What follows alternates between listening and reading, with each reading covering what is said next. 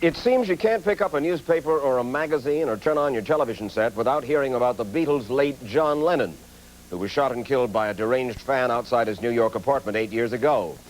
The tales about Lennon are coming from the book that was just published about him called The Lives of John Lennon, and from a documentary on the former Beatle called Imagine that opens this week in the nation's theaters.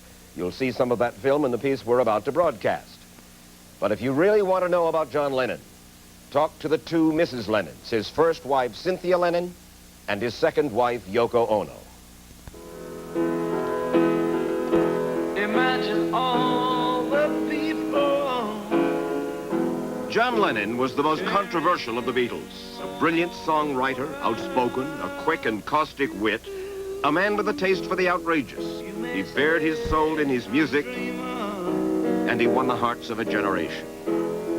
But I'm not the only one.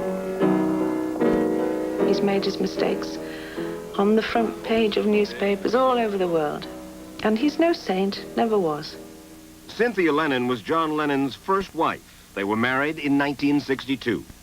What is it that it's his music? It's his persona? It's everything about the man that... It's his vulnerability, it's his cheek, it's the fact that he bared his soul. Foolishly, stupidly, but he bared his soul for everybody else to see. It was surely his cheek that endeared him to his fellow Britons, as in this 1963 performance before the royal family in London. For our last number, I'd like to ask your help. The people in the cheaper seats, clap your hands. And the rest of you, if you just rattle your jewelry.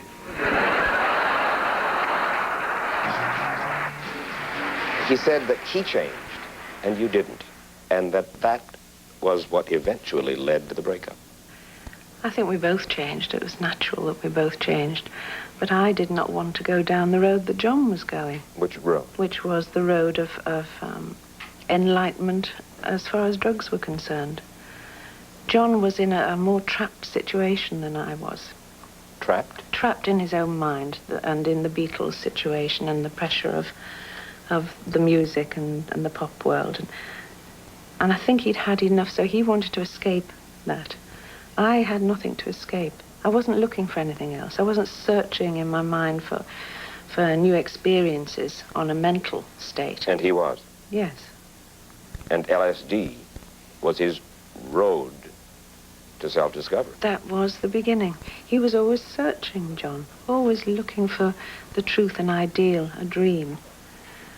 And I suppose once he'd got hooked on that situation and the mental state, he thought he'd found something new in life that nobody else had. Was it very destructive of your marriage?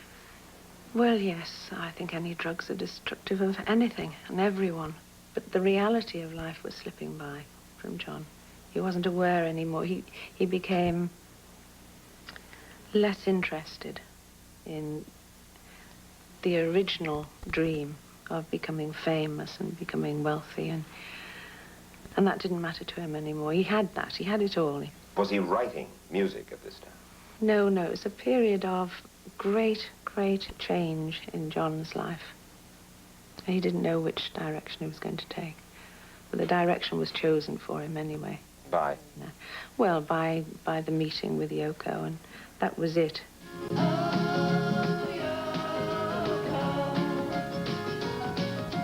Cynthia says it was after an acid trip that John first met Yoko Ono at a London art gallery and became intrigued by her avant-garde art. That was the first contact. And then it was, we had a few letters from Yoko asking for help with her cause and her art. And then it just... And you were not suspicious? It's very hard to be suspicious under those circumstances. John was surrounded at that time by very weird people. So she was just another nutty person? Well, at the time, yes. And then came the time when she threw herself into the back seat of the limousine in between the two of you or whatever? Well, that was an occasion, something to do with the Maharishi. We went to a meeting, and Yoko happened to be there at the meeting. And she asked for a lift to wherever she was living, and she got in the car, and I said to John, why? He said, I don't know. And that was it. She was determined. Well, only Yoko can say that, not me. It happened. It happened. These things happen in life. I knew at the time there was nothing I could do to stop what was happening. He was hell-bent on something. And it happened to end up as being hell-bent on Yoko. What attracted you to John, John to you? Well, it's very difficult. You can write a book about that. But, and then again, probably you can't, because it's the kind of magic that you can't express in words, maybe. But we didn't know that it was going to be like this. You sent him letters, you sent him flowers, and finally you even put yourself into the limousine in between him and Cynthia. Well, that's not how it happened. Yoko insists that she did not pursue John Lennon. But she does acknowledge their affair began in earnest when Cynthia was off in Italy and Yoko's husband was in France. Everybody's had a hard year. Surprise, surprise. What was her appeal? What was it that he found in her that was so compelling? She seemed to cast a kind of spell. What he was looking for was a woman and a man combined. Someone he could call a pal, someone who was a woman, someone who encompassed everything in his life. He wanted to thin down his life with one person that he could trust in and believe in.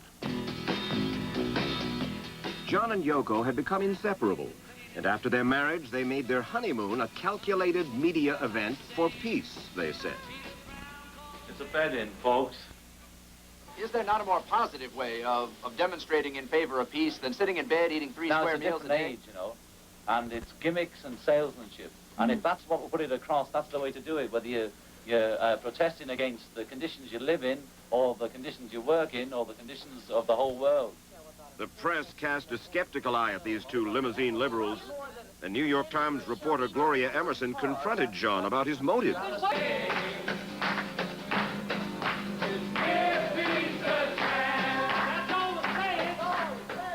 The bed-ins for peace, first in Amsterdam, then in Montreal. What did they accomplish beside making you look naive? Ridiculous. Or ridiculous, yeah.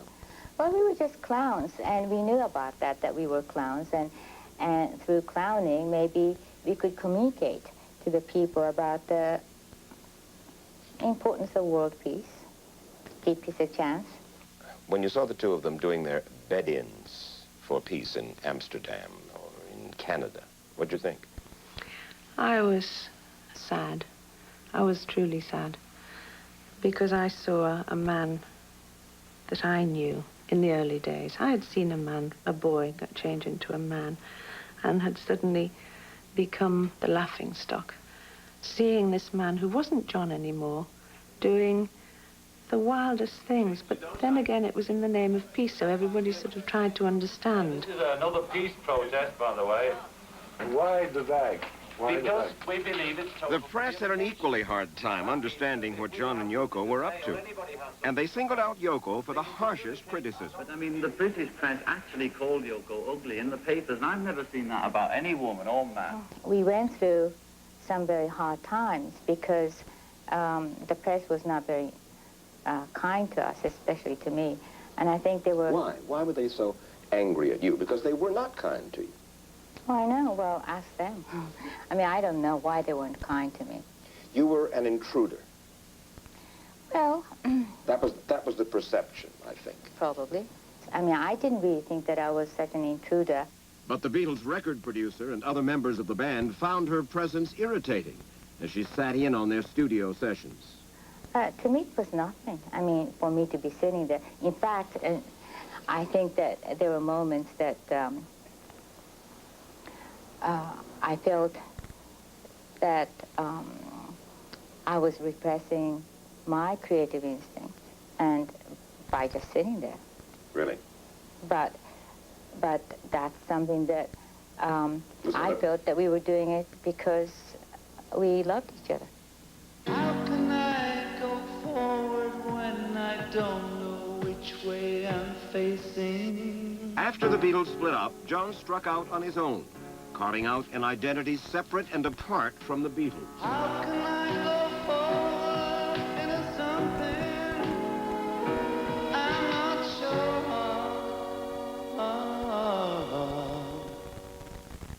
of? He seemed to be searching, whether it was drugs, a lot of them, or vegetarianism, or the Maharishi. I know he was always searching, and we were always searching. We together, we went through macrobiotic, we went to vegetarian, and we went into all sorts actually. Primal therapy. In the search for what? And what did you find? In search for the truth and health and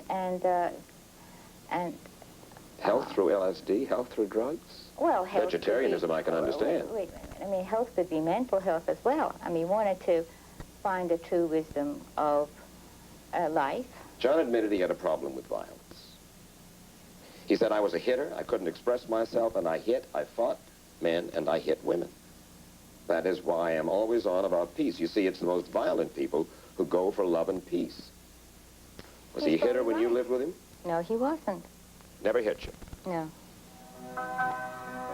But by 1973, John and Yoko's relationship had become strained to the point that Yoko asked John to leave their New York apartment. I'm sorry that I made you cry.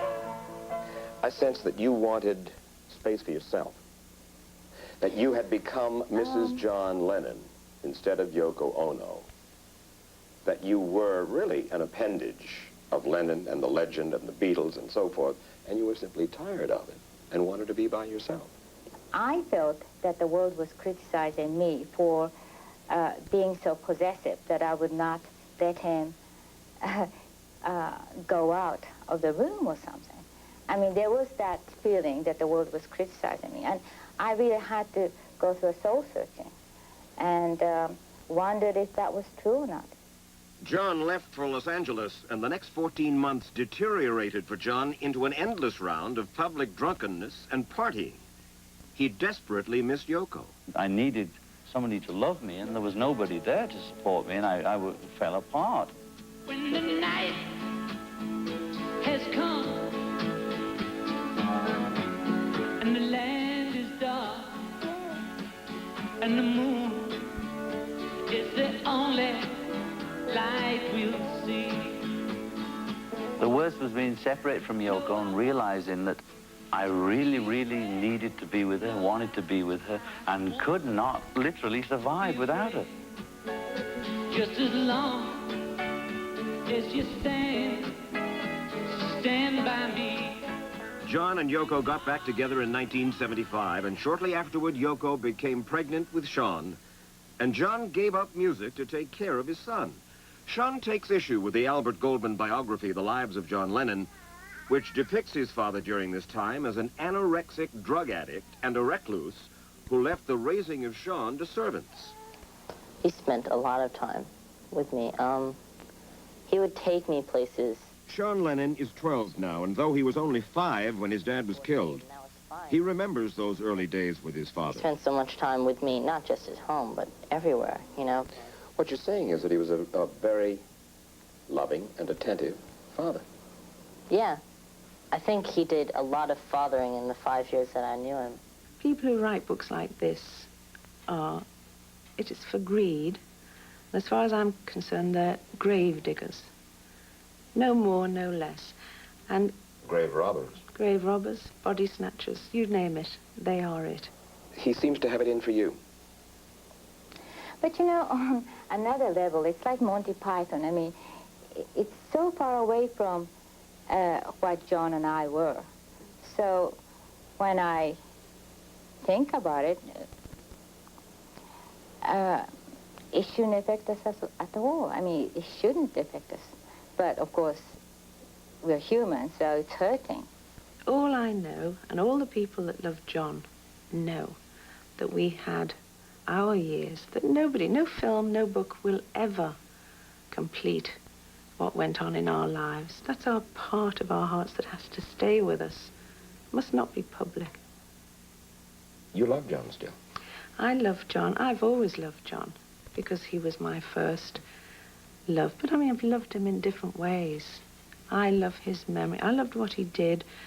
I understood his madness, his phases. I just feel that I understood. By 1980, John Lennon was back in the public eye and making music again. He and Yoko had just finished a new album, and he was optimistic about life. In love again, it'll be just like starting over. When I was singing and writing this and working with it, I was visualizing all the people of my age group. I'm singing to them. I'm saying, here I am now. How are you? How's your relationship going? Did you get through it all? Wasn't the 70s a drag, you know? Here we are, well, let's try and make the 80s good, you know? There was love in him. He had love for everything. It was almost hurting him that he had so much love. He loved all the places that he went to. He would want to buy a house in every place that we'd been. And he loved all the cities. He loved all the countries. He loved rooms, clothes, people, everything. He loved. You may say